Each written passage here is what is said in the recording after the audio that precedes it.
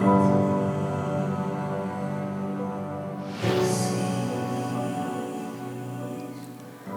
ухаан танин мэдхүүн од мөндөр сувг үзэгч сонсогчдоо сайн сайхан бүхний хүсэн мэдчилж байна. Бидний мэдгүй дэлхий нэвтрүүлэг маань эхлэхэд бэлэн боллоо. Та бүхэн нэвтрүүлгээ NTV телевиз болон од мөндөр радио 83.3 107 гэсэн хост ойлгоноор хүлээн авч сонсож байна. За энэ удаагийн нэвтрүүлгийн хамтрагчаар сайн хүнсээр сайхан амтыг ураатай хооллын компани мөн аялал боломжийн хүмүүрт ураатай Join Me аяллаа платформ ажиллаж байна. Студид өгүүлэгч орчуулагч Мөнхбаатар маань мөн Join Me платформын захирал хөтлөгч Цомирлог миний бие ажиллахад бэлэн болсон байна. Өнөөдрийн сэдв юу вэ? За өнөөдрийн сэдв бас нэг сүүлд орж байгаа нэвтрүүлгүүдтэй цаг хугацааны аялал нэвтрүүлгүүдтэй бас жоохон уялдуулаад ерөөхдөө мафийн байгууллагуудаар нэвтрүүлэг хийж байгаа. Тэгээд энэ удаад болохоор бригада бодит амьдрал дээр байдгүй гэсэн сэдвээр. Бригада гэдэг чинь одоо хэдүүлгийг үзэж өссөн одоо маш шүтэж дуурайж нэгнийгээ нэрлэж тэ би цаашаа чи зүгээ гэж нэрлэж өссөн тэр сайхан цуврал байгаа шүү дээ, орс цуврал тий. Бид нар ч одоо яг үзэж өссөн тэгээд энэ мафи ах нар чи юм гоё юм уу, юм кул юм уу гоёжилж харуулсан учраас тэгж бодож байна тий. Сүүлдээ тэр мафт байх юм бол бүр илүү гоё карьертай улс төрд ороод бүр дарга болдог гэдэг юм мессеж өгдөг юм байл. Тэгээд сүүлд тэр нөгөө гол дүрдэн тавладаг Безруков тий. Саяхан би нэг мэдээ уншижсэн. Безруков ч бодит амьдрал дээр бас хамгийн орлоготой орс жүжигчдийн жагсаалтыг тэргүүлдэг юм шиг үү? Тийм. Тий. За тэгээд энэ бригад үнэхээр яг Оросд байдаг юм уу гэдэг талаар өнөөдрийн нэвтрүүлгээр ярих гэж байна.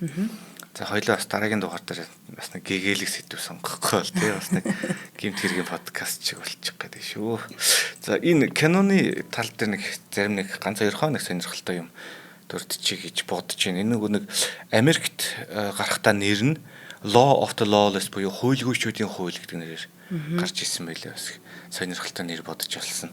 Тийм ээ. За тэгээд киноны зураг авалтыг одоо эхлүүлэхдээ гол дөрвөн залуу байгаа шүү дээ. Космос, Саня, Макс, Зүги энэ дөрвөл гэж санаад байна. Амар сонч шүү дээ. Бараг 20 хэдэн жилийн өмнө шахаа үзсэн гэхэд тэгээд тэр дөрвийг болохоор юу амралтанд явуулаад та дөрөв сайхан амарчаад ирээ. Сайхан найз нөхөр болоод ирээ гэд өөр сургуульд өгсөн залуучууд л байсан юм шиг байгаа юм. Тэгж явуулж исэн гэж байгаа. За тэгээд ер нь киноны судалгааг болохоор ингээд дотоодыг хамгаалах хэмжээний байгууллагууд байгаа шүү дээ Орсын тий. Тэр байгууллагуудаас ер нь материалуудыг нэлээд судалж иж тэгж гаргасан хийсэн кино гэж байгаа. Тэгээд олигархууд нь өөрсдөө бол ер нь их дуртай энэ кинонд тэгээд өөрсдийг нь одоо мундаг царайлаг болгоод гаргацсан байж тээ ер нь л тий. Сайн талын дүр болгоцсон тий. Тий, одоо гоёор мундаг гаргацсан тий. Тийм болохоор.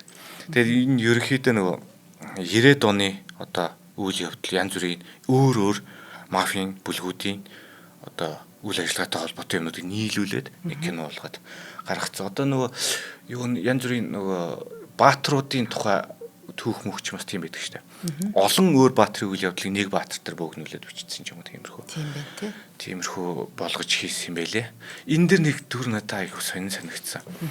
Та санаж байгаа бол тэр нэг Каверин гэдэг нэг нөхөр нэг Санятай өрсөлдөд байдаг, Сашатай өрсөлдөд байдаг. Бүр амар бүр шарлахаад, шүдамаа зуугаад бүр ингэ ширэмэрэ нүдч тэгж Сашааг үзий яддаг. Тэр үнэхээр Саша тэр хүний толгойн түрээсгүй амьдэрдэг. Тийм нэг дөр байгаад байдаг. Тэр нэг хотын даргын сонгуульд үлээ өрсөлдөг л яадаг лээ. Тэрэнд оролцдог санагдаад байна. Тэр дүрийг одоо бодоод хахад энэ яг бидгэд ярьж байгаад гинт бодож болсон байхгүй. Энэ бол Виктор Хьюгогийн шовдор хүмүүс зохиолын байцаагч Жавэ. Одоо нөгөө кинон дээр хамгийн сүүл нөгөө 70 руу унаад амиа орлцдог шүү дээ. Тэг яг тэр дүрээр ирэн бичсэн юм шиг санагдсан шүү дээ. Манайхан бас тэгэд яг төстэй байна уу санал бодлоо үлдээгээрээ үзэгчд байна. Тэгэд одоо энэ дээр бас нэг юу үзэгчдтэй бас нэг хүсэлт гэх юм уу нэг юм тавья гэж бодсон. Яг 90-ад он гэхэр чинь одоо манайхны яг ганцын 8-нд явж исэн үе байгаад байгаа байхгүй. Хойшоо урагшаа тий. Тэгэхээр энэ Оросын янз бүрийн мафт энтэй жижиг том дээрмийн бүлгүүдтэй манайхан ер нь нэлийн таарсан байгаа. Тэр 8-нд явчихсан. Одоо маавын хэржсэнээр болвол тэр горны алтаа тэр аваар одоо явж яхад нь шорон замаар явж яхад нь зам дээр мод унгагаал тэгж дээрмддэг байсан энэ гэж. Тэгж бол сонсч ирсэн. Тэгэхээр манайханд ер нь манай үзэгчд ер нь нэлийн тиймэрхүү сонссон ч юм уу хамаатан зад наав ээж тохиолдсон ч юм уу тиймэрхүү юм байвал бас сонирхолж бас яриулт айтайхан байж магадгүй те. За тэгээд 1991 оны 8 дугаар сарын 24-нд Орос улсад одоо нэгэн түүхэн үйл явдал болсон. Зөвлөлт толгойд улсын коммунист намын дарга коммунист намын ерөнхий нэрийн бичгийн дарга нам төрийн удирдагч Михаил Горбачев огцорсон. За тэгээ бүх намыг татан буулгасан. Ингээд зөвлөлт холбоот бол албан ёсоор задарч байгаамаа. Эндээс одоо Орос улсыг юу гэж Орос улсын энэ үеийг Лихие 90-е гэдэг буюу одоо самуунтай 90 он гэж нэрлэдэг. Тийм үе одоо эхэлж байгаа. Энэ бидний мэдхгүй дэлхийн өмнөх одоо Оросууд яагаад аригчин бэ? Аригчин гэдэг нь кавичн дотор Орос шүү. Тэр нэвтрүүлэх үг нь те. Тэр дугаар дээр болохоор энэ 90 он ер нь орчин үеийн Оросын хамгийн хүнд, хамгийн хэцүү, хамгийн их самуунтай одоо маргааш юу болох нь мэддэхгүй хэцүү цаг үе байсан гэж хийдүүлээ. Гэж одоо энэ нэвтрүүлгээр маань зандаахт хоёр ярьжсэн те. Тий. Тэгэхээр энэ цаг үед л одоо болж байгаа үйл явдал одоо өрнөж эхэлнэ гэсэн үг. Тий. Нэрэл биднийг жоохон байхад ойр тойрны ах нар, аав нар бүгд л нэг ганц гэдэг нэг юм хийдэг тий. Хөдөлж байгаа ер нь бол яг хэвдээ тент чи бүх юм ховор хэлж штэ. Бид чинь талхандаа ясан ч олон цаг мах талхаа авах гэдэг толгой юмаа барайл ингээл очирлоо зогсдогсэн. Тэгээд асар их одоо барааны дутагдал дунд бидэрслээ шүү дээ. Тэгээд тэр юугаа дутагдлаа нөхчгөөл одоо арай л нэг жоохон осготой нэг нь бол тэгэл энэ тэндээс ээж аваасаа тэтгэр юу ийдээ одоо гоо босгож аваад явжсэн. Тэгээд тэн дотор маш их тийм түүш. Одоо л би яг ингээд бүр нарийн санахгүй зөвөр тэнд очиод тэгээд дээрэмдүүлсэн гинлээ. Тэгжсэн чинь тийм юм аа ингэсэн гинлээ гэсэн л тийм л түүхүүд цураад идэг гэснэг сан чинь тэгээд тэд нар нь бол одоо бол яг энэ мафиадын одоо том мафиан биш юм аа гэд гар хөл дээр л өртөжсэн болов тий. Одоо тий ер нь энэ дээр нэлээд хитэн мафиадыг ярина. Гэхдээ тэр дунд Сибирийн маф гэж бас ер нь байгаа. Тий. Материал олдох тал дээр ер нь жоох хэцүү. Энэ юу юм бэл? Одоо энэ Оросын мафийн одоо бүлгүүдийн талаар гангл гэж байгаа юм л яг маф гэдэг ч юм бол яг Итали хэллэг шүү дээ тийм. Оросын энэ гэмт бүлэглэлүүдийн талаар ингэ судлахлаар 2008 оноос хойших материал ер нь барах болдог. Бас тий. Тэгээд энэ нэг хүний яс нэг юу хийсэн үйлдэл байгаад байгаа маа тэрнтэй бас холбогдох яагаад болдохгүй байгаатай холбогдоод ингэ явчихъя. Тэр талаар нэвтрүүлгийнхаа дундуур ярина. За тэгээд одоо яг энэ 90-ад оны энэ хэцүү үед гэмт хэргийн хүчрэх синдикатууд гарч ирсэн. За тэр бүлгүүд нь болохоор Ахмад дайчид залуучуудыг одоо жоохон тийм харьгаа эсвэл тийм амбицтай залуучуудыг нэлсүүлж аваад тэгээд үндсэндээ газар нутгуудаа хувааж одоо юу хотоор нь хуваагаад авчиж байгаа. Оросынх нь тэр Орос дотроо бас тэр гээд за тэгмүү Санкт Петербург тэр Подольск тэр гээд ингээд газруудыг ингээ хуваагаад авцсан. Одоо яг л нөгөө Мексикийн картелтэй адилхан тийм. За тэгээд зах зээлийн шинэ эдийн засаг тогтож ядж байгаа бизнесүүдээс хамгаалтын мөнгө авч эхэлсэн. Ингээд энэ Оросын юу ракет гэдэг үг чинь ерөөсөө л ингээд Оросын мафиадын бүлгүүдийн голлох үйл ажиллагааны нэг хэсэг нь болоод байгаа. Тэгж явд юм л. За тэг Москва гингүүд чи Москвад Солонцевская гэдэг бүлэг байгаа. Ореховская гэдэг бүлэг байгаа. Санкт Петербургт болохоор Тамбовская. За Өмнөд Кавказын нутгийн бүлгүүд гэж байгаа. Одоо Чичен руу ороод явж чинь гэсэн үг. Чичений бүлгүүд гэж байгаа. Амар аюултай амттай байгаа. Хоёлоо ч сая нөгөө Мексикийн картелүүдийг ярихад бас тэд нар чинь хамгаалж ийн гэдэг жирийн оршин одоо ард иргэдээс мөнгө татдаг. Энэ Оросд ч бас тийм тийм. Адилхан. Энэ юу н хаа газрын юмнууд адил. За юу н Якуза яадаг ёстой тэрийг сайн хэлж мэдхгүй байна. Якузаар манайх нэг шийдвэр орох үйл үгүй илүү сайн санахгүй байна. Тэгээд хэрэг орвол тэгэл тэр тухай яригдана тий. За энэ Москвагийн Солонцевская братва гэдэг энэ братва гэдэг чинь одоо brotherhood буюу ахын дүүсийн одоо гэмдэ тий хол. Тий ахын дүүсийн одоо холбоо гэх юм уу. Эсвэл зүгээр ахын дүүс ч юм уу тий. Нөгөө юу үсттэй Казакийн нөгөө Саян гэж залуугийн гол дүр тоглолтог чинь Казак кино чинь манайхаар гараад идэх кино чинь баг 2-3 ангитай гараад идэх чинь ямар кино вэ? Рекетер гэдэг кино байдаг шиг санагдаад байна. Тэн дээр Братан гэлдэг шүү дээ. Эдгээр чинь бүгдээр нэг ах дүү сэнтэрл гэж хэрнээ ярьдаг. Тийм нэгтэй байна. За энэ Солонцевская Братва нь болохоор 90-ад оны Оросын хамгийн хүчтэй синдикат гэж хэрнээ яригддаг. Москвагийн баруун захын Солонцево гэдэг одоо хэсэгт Сергей Михайлов, за хочин нь болохоор Михайс гэдэг ийм нэртэй хүн байгуулсан. За лөөр энэ хүн өөрөө болохоор лөөрийн хэрэгээр шоронд сууж исэн зөөгч гэж байгаа. Нэг ресторан зөөх. За нэг сая ч гэжтэй хизээ алуулсан юм дээ нэг Пригожин. Пригожин ч одоо нэг Путиний тоогооч байсан гэж ярьдаг шүү дээ. Манайч бас нэг гачгаар мачгаар гэсэн хүмүүс яригадаад төлөвгүй байл. За Пригожин ч яг нэг тоогооч байгаагүй зүгээр Кремлийн рестораны одоо дарга нь захирлан байсан юм уу та. Тэгээд Путиний тоогооч гэдэг очтой шүү дээ.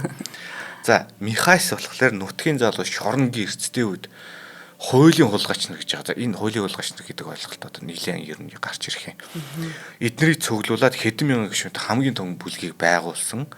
Үйлдвэр, дэлгүүр, барилгын компаниас төрөөс авдаг. Төрөөс гэдэг нь энэ өөрсдийнх нь объект биш шүү дээ. Зүгээр бидний газар нутагт та нар энэ объектыг ажилуулж чинь гэдэг утгаараа төрөөс гэж авдаг тийм нэг байсан нөхдөд байгаа. Тэгэл өгөхгүй бол очиж шууд шатаачдаг би ясгаж байгаа л. Тэгэд нар чинь зүгээр том дэлгүүрүүд ч биш зүгээр годамжинд нэрээ бохоо зараа сууж байгаа эмэгээс ч аваа. Таксины жолоочоос ч мөнгө аваа тий. Яг Санкт Петербургийн тэр Тамбовская явбал яг тэгж ажилтдаг байсан бэл. За тэгээд эднэр тэр Солонцев юу гэж. За энэ Орос нэрнүүд ер нь жоохон хэцүү байгаа шүү. Би нэг англи талын хүн болохоор Солонцевская Братва хууль бус лото ажилуулдаг. Автомат мөрөгтэй тоглоомын машин ажилуулдаг. За тэгээд хар тамхи зэвсэг наймаалдаг. Төв Азаас контрабандаар героин оруулдаг гэж байгаа. Төв Азийн нөгөө нэг Станы орнот чи бас яг энэ героины түүхийд нь ургадаг. Тий, тэндээс одоо оруулж ирдэг. За Афганистан, Балканы хог энэ үе яг энэ үе чинь 91 92 оны үед Азербайджанд уулын Карабахын дайн гэдэг юм болчихсон. Энэ дайнтай бүсүүдээс зэвсэг оруулдаг. Тэгж наймаалдаг нөхдүүд байсан болж таарч байгаа. За тэгээ хүний наймаа биеэ үнэлэлт гэсэн одоо тэр хүчээр биеийг үнэлүүлж чинь гэсэн үг шүү дээ. Асар хэмхтэйчүүд бас энэх зовлонд гунсаа. Зүүн Европ охтуудыг Москвад авчирч биеийг үнэлүүлдэг байсан. За тэгээ дээрэс нь хил зөрчигчдэг оруулдаг. Одоо нэг дайнтай бүсээс дөрвсөн байсан хүмүүс ч одоо хил зөрчил орж ирэн шүү дээ. Тэднийг одоо мөнгөний аваад оруулдаг ч юм уу. Тийм байдлаар үйл ажиллагаа явуулдаг байжээ. 90-ад оны дундуур банк үйл хөдлөл хөрөнгөний салбарт ороод маф юм уу хууль ёсны бизнес юм уу гэдгийг мэдгэдэг болсон. Ер нь бол тэгэл чинь үндсэндээ тэгэл төртөөгөө хамсаал явуулж байгаа шүү дээ. Энэ төрийг төр тогтургүй байх чинь нөгөө нэг ийм гэмт бүлэглүүд үржиж бий болох хамгийн шимт хөрс гэж ер нь хоёулаа Мексик картелээс эхлээл ер нь яриад байгаа шүү дээ. Тэгээ бодоод үзэхээр ойлгомжтой байхгүй. Улс чинь задарч нөгөө төр чинь байхгүй болцсон. Ээлцэн чи очиад дүүмрөгөө танкар буудаад бүгдийг шатгаа хийцэн. Тийм байдалтай байхад чинь нэг цэргийн даргын цалин 2 сар буухгүй байхад тэр хүн нэг мафийн карманд хортдог л байхгүй. Харин чи үлсэж өгөх асуудал болох гэдэг шүү дээ. Тийм. Хоол хүн сурд чи ялангуяа ийм зөвлөлт шиг ийм хиймэл нийгэм, хөөсөрсөн нийгэм гэж хэлээ л да. Цаасан дээрээ сайхан байгаад байдаг юм шиг тэгэл бүгд л тэрэндээ итгээч байгаа юм шиг ийм нийгэм чинь гинт задрахаараа бүр маш хар бараан болж хөвөрдөг. Тийм нийгэмд чинь тэгэл бүхэл албан тушаалтан том жижиггүй бүгдээр л ийм гинт хүлээлтийн карманд орно шүү дээ. Тийм. Одоо энэ хоёлаа ингээл хид хидийн ийм улс орнуудын гэмт төлөвлөлтийн тухай ярихад ер нь л энэ нөхдүүд газар авдаг, давардаг, нэг суурийн хөрс суурь нь бий болдог нэг хитгэн юмнууд байгаад байна. Нэг нь дэс хүчин зүйлүүд те. Энэ ус төрн докторгүй байх, амьсгал энэ төр гэд те. Тэгээд харамсалтай нэмэрхүү одоо орон орны муухай төгөлтэй энэ маш уйдгартай одоо юу гэдэг хар бараан түүх шүү те. Тийм олон яриад хэрэггүй ер нь баг энийг яриад болчихж хар бараан түүхийг сонсоход харамсалтай нь манай бодит амьдралаас нэг хол зөрүүгөө сонсохтой дан жоохон гонхтой байдаг тийм. За тэгээд одоо нэг Москвагийн нөгөө бүлэг нь Ореховская гэдэг нэг бүлэг байгаа. Тэрнтэйгээ ер нь нөгөө нэг тийм нэгт холбоотон болж ажилладаг. Тэгээд тэгж холбоотон болоод Чечений бүлгүүдтэй тэмцэлддэг байсан гэж байгаа. Энэ Чечений энэ дайнаас өсөрсөн одоо дайнаас бүлтэрч гарсан гэх юм уу. Тим энэ бүлгүүч үнэхээр зэрлэг, үнэхээр аргис, үнэхээр хүчрэхэг, аюултай байдаг тийм. Тэгэхээр ерөөдөө Чечений бүлгүүд энэ нөгөө юг Москвагийн ойр орчмын нутгуудыг ингээ бүслээд тэгээд ерөөсөө ингээ гаднаас нь энэ Ореховская, Солонцевская гэдэг энэ хоёр бүлэгтэй байлдсан байдал. Ерөөс гудамжиндаа ил цагаан байлддаг эднэр. Шууд л буудалцдаг. Тэгэд би санддаг байхгүй. 2004-5 он 2003-4 оны үед дэлхийн хамгийн аюултай хот. Амьдрахад хамгийн аюултай хот. Тэр чи өшөө зөндөө дайнууд өрнж исэн үе шүү дээ. Дэлхийд тэнд дайнууд болж исэн. Тэгэхэд хамгийн аюултай хот Москва гэж гарч ирсэн шүү дээ. Тэгэхээр чин энэ бол асар том нэг хохирол те. Ийм аюултай хотод ямар ч гадны хөрөнгө оруулалт орж ирэхгүй, шинэ бизнесүүд цэцгэлэхгүй, ингээд нэгсэнтэй суурьаар нь боомлж ард түмэн өөрөө бүтээмжтэй юм хийхгүй. Хийх боломжгүй. Тийм. Айцсан даваад байна шүү дээ. Тийм болчдөг. Тэрүүгээр аюултай. Тэр яг Москвыг би яг тэгж ярьжсэнээс сандаг байхгүй. Зүгээр одоо янз бүрийн gang одоо гэмт хүлэгдгийн хоорондын хүчирхийлэлд өртдөг ч байна уу? Эсвэл зүгээр явж байгаад машинтай хариулдаг ч байна уу? Нөгөө архитектийн үе нөгөө юу гэж ярьсан шүү дээ. Согтгоор жолоо барьдаг гэдэг бүх юм чинь нөлөөлөд үндсэндээ Москвад 90-ад онд 2000-ад онд дэлхийн хамгийн аюултай хот болж хувирчсэн тийм түүх байгаад байгаа. За тэгээд эднэр Солонцевская гэдэг энэ бүлэг нь эхэндээ одоо Москвагийн тэр ойр орчид одоо захын хороол моролуудыг ер нь нэлээд сайн эзэмшдэг байж яснаас сүүл рүү Чечений бүлгүүдэд дийлэгдээд энэ Чечений 1-2 дугаар дайн гэж байгаа. Чечений 1-р дайны дараа энэ Чечений бүлгүүд бүр амар хүчтэй болж гарч ирсэн. Тэгэл хичнээн мундаг бүлэг байлаа ч гэсэн айрамтай байлдаж чадахгүй л байхгүй. Тийм учраас тэгээд шахагдаад ер нь Москвагийнхаа гүн рүү ороод хөмөгдсөн. Тийм хэдэлтэй болж ирсэн гэж байгаа. За нэгэн бол уучлаарай. Чеченийхэн бол юу байсан бахалтай. Алдах юмгүй сүлдэг бүр тэгээд шийтцэн. Эмэгтэйчүүд нь хүртэл орж ирээд амиа зүлээдсэн шүү дээ. Юу байсан те нэг хэсэг. Чечений дайны тухай одоо энэ нэрийн дайны тухай цаг хугацааны аяллаар оруулмаар юм шүү. За хоёулаа нэг хамтран ажиллаж явж байгаа. За өнөөдрийн манай хамтран ажиллагчаар сайн хүнсээр сайхан хамтдыг ураатай Холли компани ажиллаж байна. За манай Холли компани 2022 онд үүсгэн байгуулагдсан шинэ тутам байгууллага. Гэхдээ манай монголчуудын нэлээд том асуудлыг шийдсэн байгаа нь бидний дуртай менюн дээр хамгийн сайн сонгогддог мантуутай гахаамах, нааша цааша, нэмгэн төмстэй үхриймах, калбижим зэрэг бүтээгдэхүүнээс гадна цөөвөн кимчитэй шил гэсэн хоёр төрлийн. Үлссэн шүү. Бүр бестийн бестселлер хоёр бүтээгдэхүүн ороод ирсэн гэж байгаа тийм. За тэгээ эдгээр бүтээгдэхүүнүүдийг Улаанбаатар хотын бүх дүүрэгт байрлах E-Mart, Номин, Оргил, Миний дэлгүүр, GS 25, FS, M-Mart зэрэг сүлжээ дэлгүүрүүдээр мөн одоо 6 болон 8 нэрийн дэлгүүрүүд гэж байдаг шүү дээ. Тэнчэнээс мөн зах бөөний худалдааны төвүүдээр худалдаалж байгаа гэж байна. Ер нь бол нөгөө авах худалдаж авах боломж бол тийм өргөн байна гэсэн. Хаанаас л бол хаанаас олдохоор гэсэн үг тийм. За тэгээд энэ манай өнөөдрөөс эхлээд нөгөө яригдж байгаа цөөвөн энэ кимчитэй шүлний талаар нэг багахан дэлгэрүүлээ ярих юм бол за цөөвөнд нэгдүгээрт Monbeef Bread-ийн гуйны болон өвчүүний цул мах ордог. За тэгээд үүн дээрээ нэмээд уламжлалт аргаар хатаасан борцтой гинэ. Гараар хэлсэн гурилтай. Яг л гэрээ амт гэж байна. За тэгээ ингээд Монголын хөрсөнд ургасан амин дэмэр баялаг ногоотой гэж шүү дээ. Тийм үнэхээр нөгөө хүсэмжит цөөн бүтсэн юм шүү. За тэгээ кимчитэй шүлэн болохоор гахаан хүзүүн мах, мэргэжлийн солонгос тогоочийн жор технологиор шинэхэн солонгос амтыг гаргасан. Солонгосын сайн чанарын кимчитэй бүрэн боловсруулж гүн хөлтөөсөн тул нэг л амтаараа байдаг. Ийм хоёр төрлийн хоол одоо сонголтод нэмэгдсэн байна. Тэгэхээр нөгөө гүн хөлдөөлт гэдэг нь юу вэ гэдгийг одоо яриа те. Гүн хөлдөөлт гэдэг маань маш богино хугацаанд хасах 35 градус руу бүр ингээ огцом хөлдөөчдөг.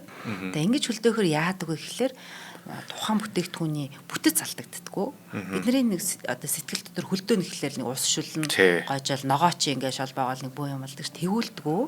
Маш хурдан хугацаанд огцом хөлдөөдөг учраас бүтэц алдагдахгүй. Бүтэц алдагдахгүй дээр үнээр амт нь яг хэвээрээ байдаг. Мөн түүнээс гадна нян бактери өсөлтийг зогсоодог. За тэгээд энэ олон гоё Monbeef-ийн махнаас ахуулаад Монголын хөрсөнд ургасан ногооны витамин уурэг эрдэс бодисыг хадгалцдаг.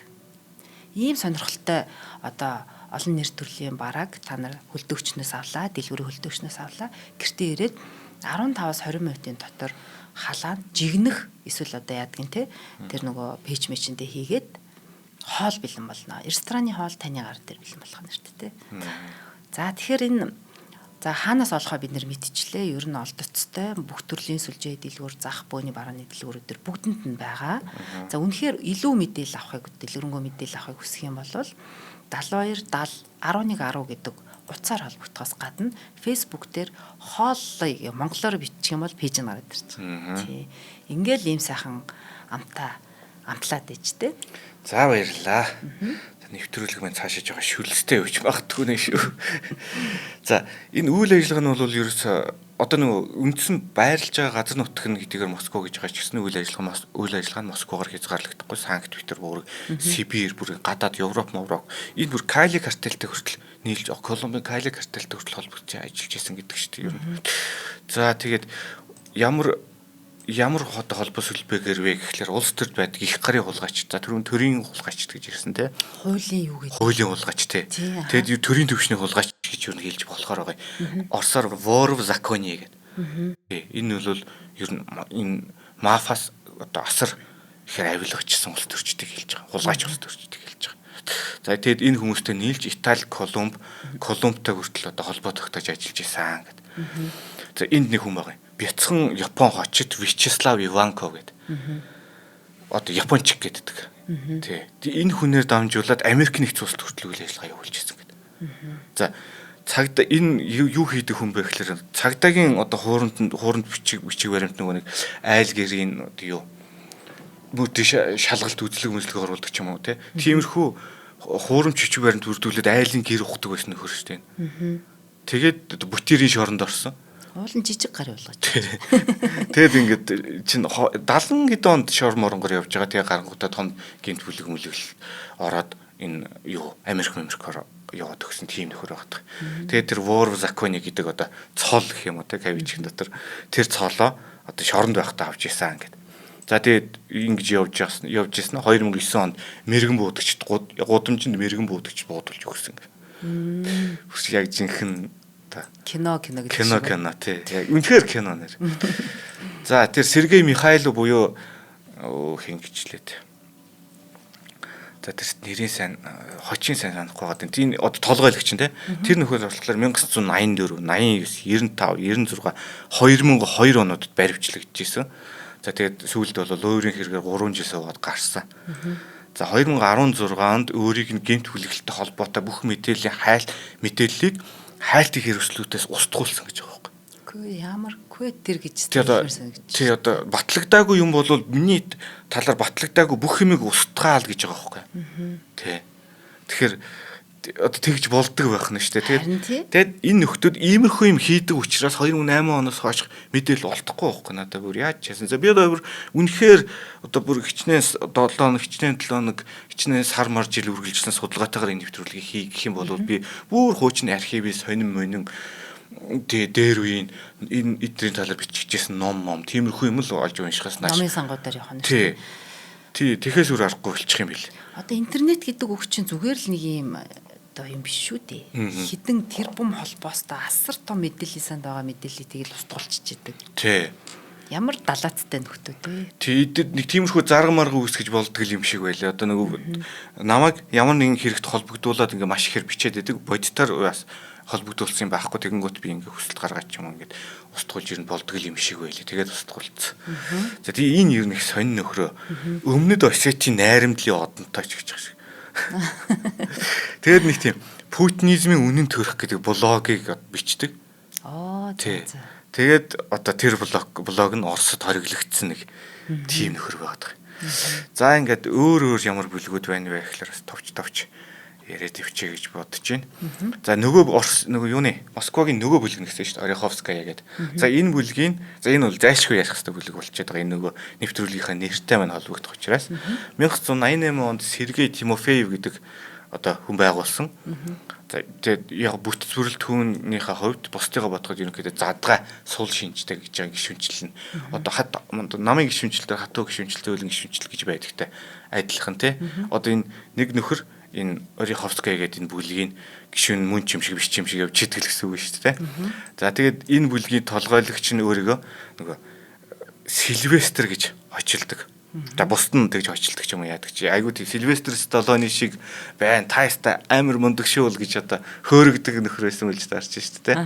За Бригада киноны найруулагч маань энэ Сергей Тимофеев буюу энэ Сильвестр гэж хүний зан чанарыг одоо Саша Белов шингээсэн гэж үздэг.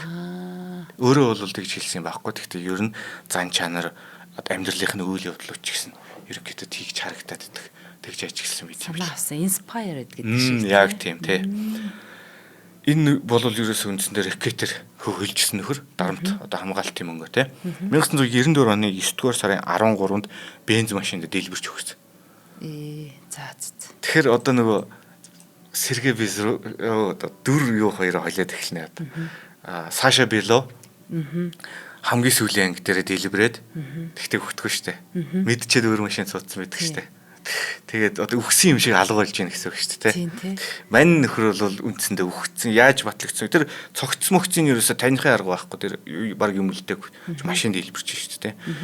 Тэгээд яаж мэдсэн бэ гэхээр нэг утас нэг өсөрч өмсрээд тэр юунаасаа дэлбэрэлтээс өсөрч өмсрээд за энэ бол Сергей Тимофеев утас мөн байна гэж таньсан нэг тийм л юм байгаа. Яаж бөмбөг тавьсан бэ гэхээр одоо нэг машина угаалганд өгсөн байх хооронд нь тэр одоо бөмбөгийг оруулаад тавьсан гэсэн нэг тиймэрхүү таамаглууд байгаа. Тэгсэн чинь бас их сонио маний бит одоо тэртэргүй танигдахааргүй болсон хүний битүү авсанд оршуулсан яг мөн байсан уу гэдгийг мэддэхгүй. Сүүл зарим нэг их сурвалжаар энэ нөхөр чи Израиль явж гин гэсэн. Одоо цуурхал ч юм уу тиймэрхүү юм гарч исэн гэж байгаа байхгүй. Гэтэ ганцхан гар утсаар баримжаасан бол бас тий мататай л. Тухайн үеийн хууль мөөлөнч бас юу илээ тий. Хэрэгжилт нь одоо тий хангагдах байдал нь юу илээ тий. За та Саша Беловын эхнэрийн нэрийг санаж байна уу? Санахгүй энэ төвч. Санахгүй юу? Энэ хиний Сергей Тимофеевын эхнэрийн нэр нь болохоор Ольга Жлобинская гэж байгаа. Сашагийн эхнэрийг бас Ольга гэдэг байхгүй. За. Тэгэхээр ер нь л сэтвэлсэн юм шиг. Тийм байна. Санагдаж байгааз. Олон сэжин байгаа юм байна. Тий. За энэ Сильвестр гэдэг энэ нөхөр болохоор Америкийн нэгдсэн улсад очоод нэг Япончигтай зөрчилдөж исэн. За Филадельфид нэг удаа Япончигтай муудалцаад за тэг буудаж алах гэж яхад нь хажууд нэг туслах нь яах энэ хажуугийн энэ гудамд Америкийн холбооны мөрдөх төвчний ажилтнууд байна гэж хэлж болиулж исэн энэ төргээд тийм их сонь түүх гарч ирд юм л энэ нөхрийг судлаад. Энэ материал бол ер нь үнэхээр ховроо өстой нэр байгаа олж байгаа бүх юмнуудаа л нийлүүлэл ямарч өнөөдрийн нэвтрүүлгийн зохиолоо бичлээ. Ореховская бүлэг нь 1994 онд толгойлогчоо өгөхөд ерөнхийдөө задарч байхгүй болсон.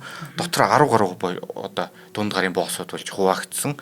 За тэгээ хоорондоо үзэлцсэн жил болгон одоо хитэн 10 удаа нэгнийхээ машиныг дийлбэлэх машин дотроос нөгөө хагас автоматуугаар шүршчихдэг гэд ярьж ирсэн шүү дээ. Мексикийн картел дээр тиймэрхүү үйл явдлууд ер нь болдог байсан. Энэ гудамжинд зүгээр хаа хамаагүй байлддаг тийм л нөхдөд байсан. За тэгээд үндсэндээ задраад гişүүд нөгөө Солонцевская болон бусад янз бүрийн бүлгүүдэд шингээд алгуулсан гэд тэгж гарч иж байгаа юм билий. За нэг хамтран ажиллагч авъя яванда те. За Join Me-гэр манай Join Me-гэр сони байна да. За манай Join Me цэгмэн манай платформын хамтаа өнөөдөр нөгөө өвлөлийнхөө аяллаа борлуулалт дээр нэлээд одоо цаг наргүй ачаалттай ажиллаж байна. За яагаад тэгэхээр одоо ч нөгөө 11 сараас 2 сарын хооронд монголчууд асар ихээр гадагшаа аялдаг гэж байгаа шүү дээ. За тэр маань яг үнийг хэлэхэд тийм гайхуулаад тацуул биш байхгүй юу? Тавтагдсан тоогоор 2 сая хүн гарна гэдэг чинь хүний карманд дунджаар 3-5 сая төгрөг гараал явчихна гэсэн.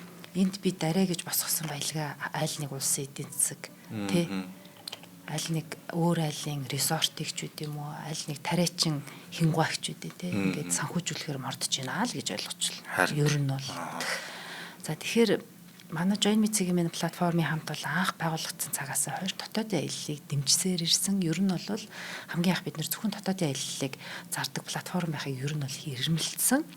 Яг хөгжлийн явцад бид нэр ингээд гадаад руу аялах аяллыг зарж эхэлсэн л дээ. Тэгээд бас бидний манай хамт олонний бас нэлийн одоо баримталж явдаг, нэлийн чин шугамаа болгож явдаг юм бол мэдлэгтэй аялах тухай байхгүй юу? Хүн аялалд оролцож байгаа бол мэдлэгтэй тухайн орныхоо, газар орныхоо түүхийг одоо хүн зон тэр сонин сайхан юм юу байна? Тэр уул нуруу ус нь ямар түүхтэй, домогтой, ямар бүтцтэй энэ болгоныг мэдээлэл илүү хүсдэг. Тийм учраас нэлээд юм агуулгатай, концепттай айлууд одоо зохион байгуулалт хийчихэд. За энэ бүх орчлын ард юу ярих гэдэг нь гэхээр өнөөдөр би одоо аминатай аяллаа. Тий. За амина гэхэлэр манай сонсогчид бүгдээрээ мэдж байгаа тий. Манай урлаг судлаач Амина. Урлаг судлаач Амина маань Баян онгорт байдаг Цэрэндорж гэдэг ийм зураач. Тэгэхээр join зураач Цэрэндорж бас Амина. Амина Цэрэндорж хоёртой нэг дээр аяллаараа тэр хүмүүсийн одоо ертөнцид тавтаа морилол гэсэн утгатай байхгүй. Тэгээ хаана вэ гэхэлэр Баян онгор аймаг л. Тий. 11 сарын 26-нд эхлэх аялал. Тэгээ хамгийн гоё шууд нислэгтэй. Баян онгор руу нисч очлоо. За тэгээд энэ зураачийн очиод урламтай танилцаад энэ хүн маань ингээд таталбар зураг судалбар юу гэдэг тэр мэрийгээ хийгээд зураг зурхыг хүсэж байгаа хүмүүст нь тэр боломжийг олгоод ингээд урлагийн тэгээ хажууд нь манай Амина кураторлоо зогсож байна. Яг тэгэхээр манай энэ ер нь арт аялууд ингээд цуурлаар цаашаа явна. Бидний зорилго юу гэхээр хөдөө орон нутагт нуугдсан, эрдэнэс мэд нуугдсан байгаа энэ орон нутгийн зураач нарыг ил болгох. Тэднэрт бас ямар нэг хэмжээгээр ийм гоё эдийн засгийн те боломж олгох байхгүй. Тэг хүмүүс ингээд зориод очиж гинэ гэдэг чинь тэр хүний амьдрал ахудаас нэмэртэй хана штэ тий. За тэгээд Баян онгор аймагт очоод нисч очлоо. За урлангаараа орлоо. Тэгээд цаашлаад тэр Баян онгор аймгийн тэр гоё сайхан гэж хэлэгддэг сонирхолтой юмнуудыг бүгдийг үзнэ. За жишээлх юм бол хачин ламын хүрээгээр гээд нөгөө хийд байгаа тэрүүгээр зочлох.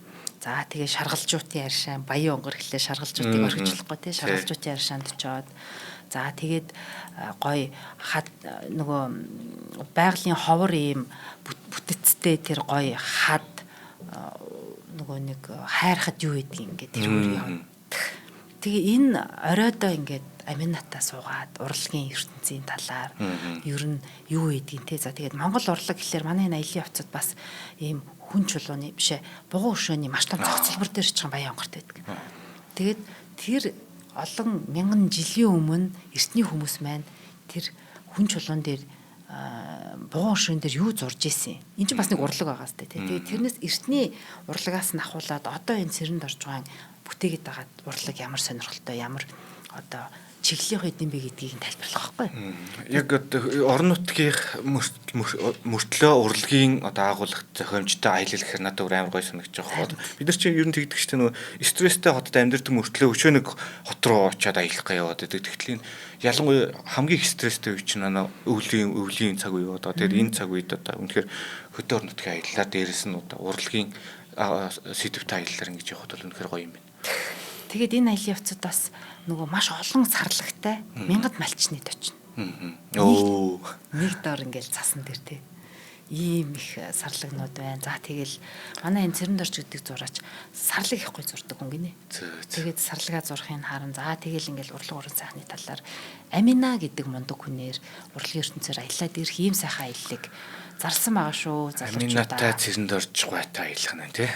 За join-гаар ороод Join me цэгийн мэн гэдэг платформоор орж олж нүүрэн дээр нь байж байгаа. Бас Join me цэгийн мэн гэдэг манай пэйжүүдээр Instagram болон Facebook пэйжүүдээс мэдээлэл аваарэ. За манайхтай бас үнэхээр урт удаан хугацаанд хамтран ажиллаж байгаа тандаас баярлалдаг шүү. Баярлалаа. За эргээд хоёлаа. За Орсын Африк орондоо. За энэ Измайловская гэдэг нэг бүлэг байгаа. Энэ бүлгийг болохоор Олег Иванов, Антон Малевский гэж нэг хоёр хүн нийлж байгуулсан. За зарим нэг онцлог энэ нэг ерөнхийдөө төстэй байгаа гэх тийм болохоор нөгөө зарим нэг онцлог талуудын л ер нь яриад явчих гэж бодож байна. Измайловская гэдэг энэ бүлэг нь хар тамхинаас ерөнхийдөө хөндөе. За бас тэгж болдог байх нэ. Энэ бас нөгөө юу штэ. Сая Пабло Эскобарын дугаарыг хийхэд бас нэг зарим нэг тэгж юм бодогдчихлээ байгаа юм л да. Энд чинь бас тухайн орон нутагтаа бас хаяглагтай байж хэдийгээр аюултай хүчрхийлэлтэй ч гэсэн тухайн орон нутагтаа зарим нэг сайн нөлөөтэй хаяглагтай хар тамхиг нэвтрүүлдэг ч юм уу. Тийм байж бас тухайн жирийн иргэдийн нэг дэмжлэгийг авч оршдог.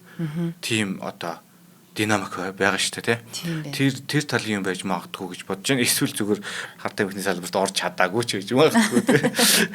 За тэгээд ерөөхдөө хамаагүй хядлага нэг хийдэггүй. За асуудлыг боссуудын хоорондын дүвэлэр шийддэг гэж байна. Хэрүүл одоо эрүүл төлөөнөр тий.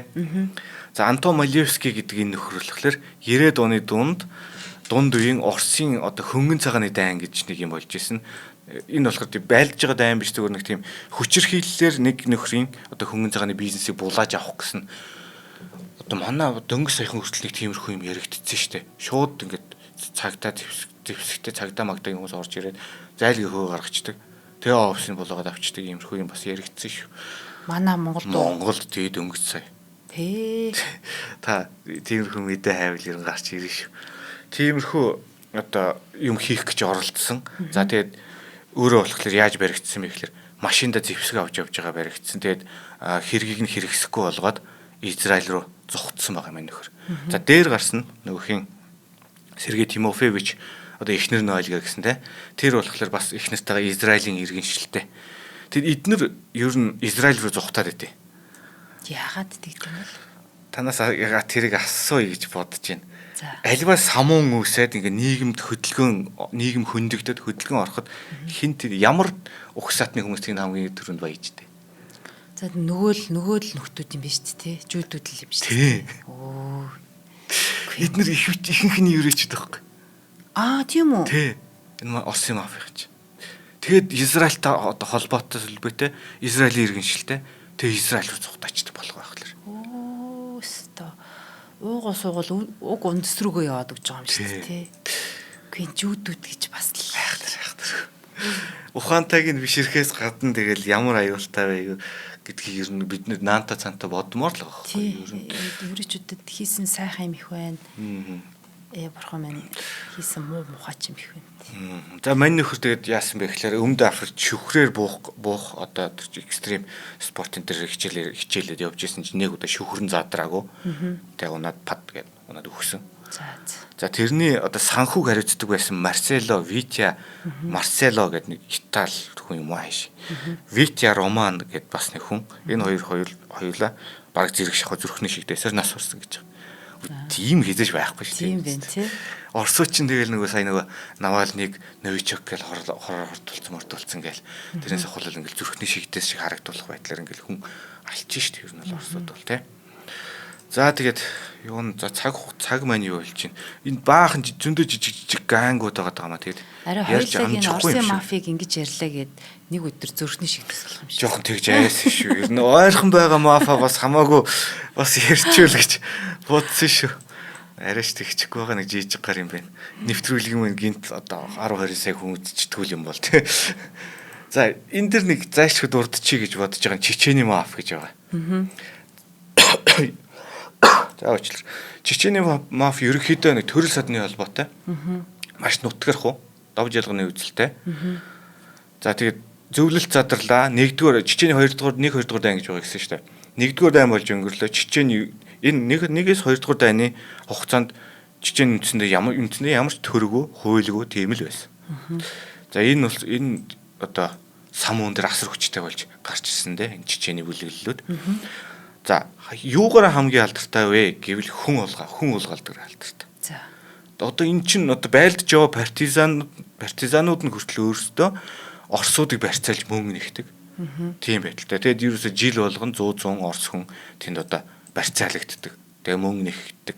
Тийм байдалтай. Нөгөө дундаа суулгачаалтай бичлэг хийгээл за тэрийнхнээ нүрээд дэр тий. Тэгж мөнгө нэгдэг. Тийм гол үйл ажиллагаа.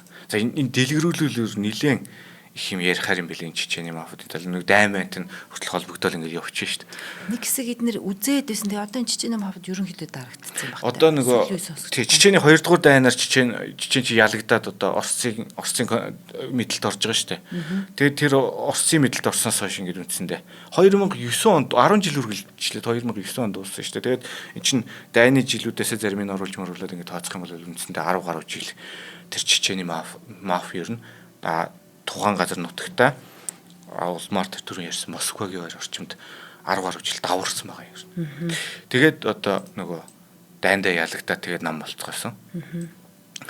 За тийм үйл явдал болсон. За өөр одоо сонирхолтой маф гэх юм бол за энэ Санкт Петербургийн тухайн Ленинград гэх нэртэй байсан. Тамбовская бүлэглэл гэж байгаад байгаа. За энэ өдөр толгойлогч нь болохоор Владимир Кумарин гэдэг нэртэй нөхөр байгаа. За гол үйл ажиллагаа нь хотын газрын тос байгалийн хийг монополчилдог байсан. Энд чинь томоохон бизнесүүдийн 40%, банкуудын 85% эзэмшдэг болсон байсан гэдэг. Ер нь Оросын одоо нийт төрөөсөө том болсон шүү дээ. Тий. Одоо Пабло Эскобарын дугаар дээр бас ярьсан байгаа нэг параллел эдийн засаг гэж яригдаад байгаа байхгүй.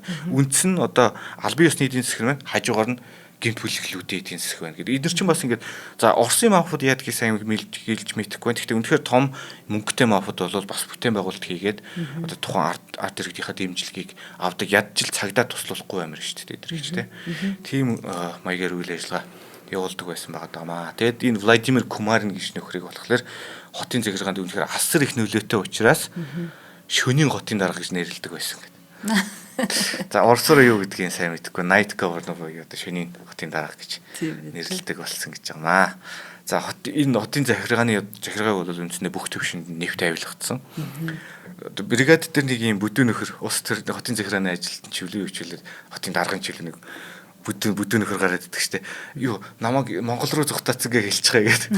Тэгээд нэг бүтлгүй амтны дүр гардаг байхгүй. Тэрний дүр юм уу? Тэрнхүү л ер нь авилгачсан нөхдөд байгаад байгаа шиг байна. За энэ тэр үед одоо энэ Санкт Петербург, Ленинград энэ хотын дарга нь Анатолий Собчак гэх хүн ажиллаж байсан. За тэрний туслахаар энэ нэг тийм Владимир Путин гэдэг нэг ямар ч учиртай мэдхгүй нэг хүн ажилладаг байсан. Оо. Тоглосон.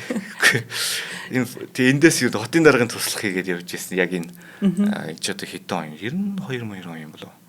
Арай урагшаач байж магадгүй шүү дээ. Тэгж явж ирсэн. Тэгэхээр одоо энэ хотын даргатайгаа хамт тэр чинь тэр мафтайгаа янз бүрийн яриа хөөрөнд ороод явж ирсэн. Болж таарч байхгүй. Эргээд сургалтанд орж исэн бахна шүү дээ. Эргээд гарч ирээд мафуудыг бас хуссан үнэн л дээ. Путин болов те.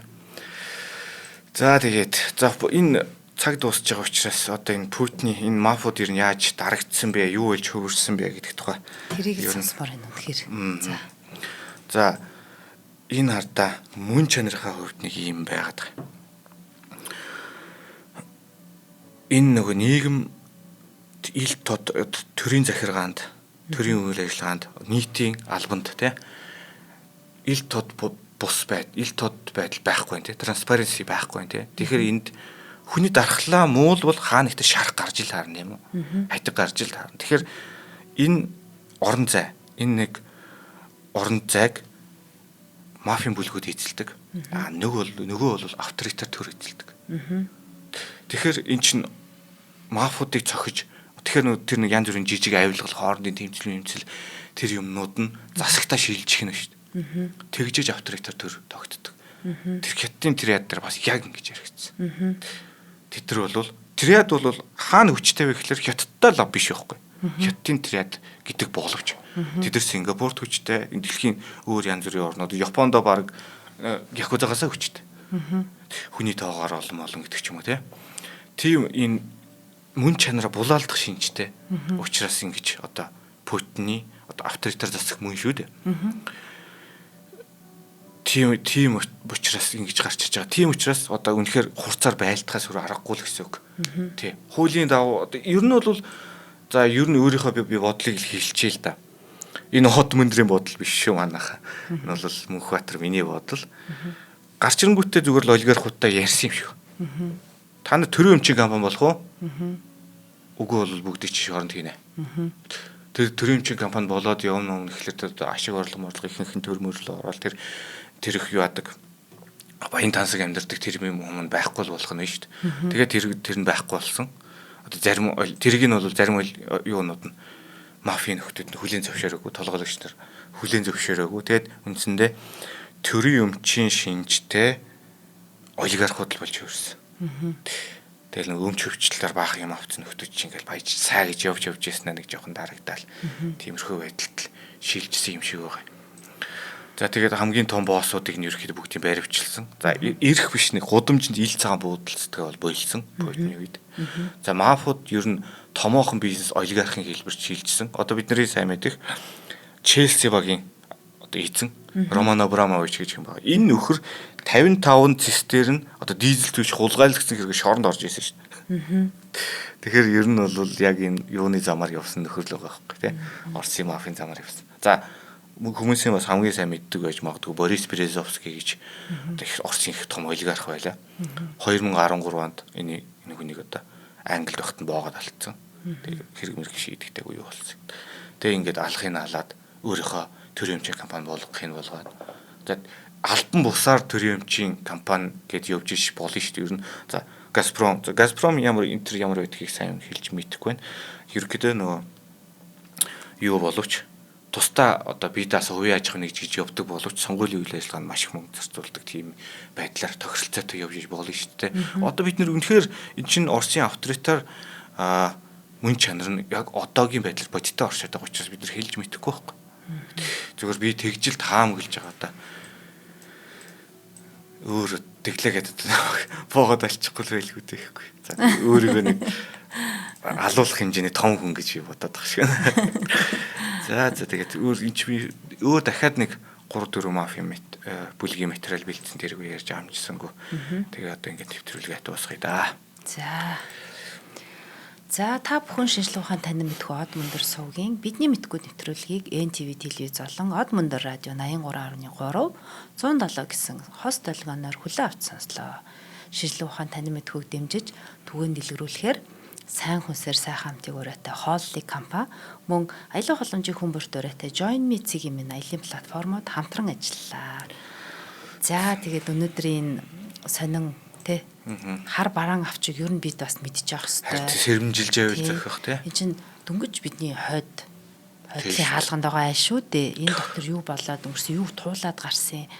Энийг мэдчих яах нь одоо бидний ялцчгүй л одоо хийх ёстой зүйл шүү дээ. Зарим сонсогчд минь нас нөгөө юм яриад байдаг болохоор тэгж юм л та. Тэгээд ийм сайхан судалгаа хийгээд бид нартай толилуулсан Мөхбаатартай баярлалаа. За сонссонд баярлалаа. Дараагийн нэвтрүүлгээр гоё гэгэл юм ярья. За баярлалаа. За баярлалаа. Нэвтрүүлгийг хүлээн авсан Нарны аймгийн монголчуудтай баярлалаа. Од Мөндөр сувг нь энэ мэдчлэн таны мэдхүү мянган нэвтрүүлгийг 2026 оны 7 сарын 1 хүртэл та бүхэндээ хүргэх юм. Их хэлээрээ шинжлэх ухаан танин мэдхүүг түгээхийн үлсэд нэгтгэх хүсвэл та бидэнд хандив өгөх боломжтой. Жилдээ ганцхан удаа 100 мянган төгрөгөөр биднийг дэмжснээр шинжлэх ухаан танин мэдхүйг түгээх энэ үйл хэрэг амжилттай үргэлжлэх юм. Од Мөндөр нэр дээрх Удаагийн банкны дансгаа 4191 Тэг 4518. Та 100 мянган төгрөгөөр шилжүүлэхдээ гүйлгийн утга дээр нь өөрийн нэр болон утасны дугаараа заавал бичээрэй. 100 мянган төгрөг хандалснаар Од Мөндөр сувгийн алтан гишүүн болох юм а. Шинжлэх ухаан танин мэдхгүй Монголд ялах болтугай.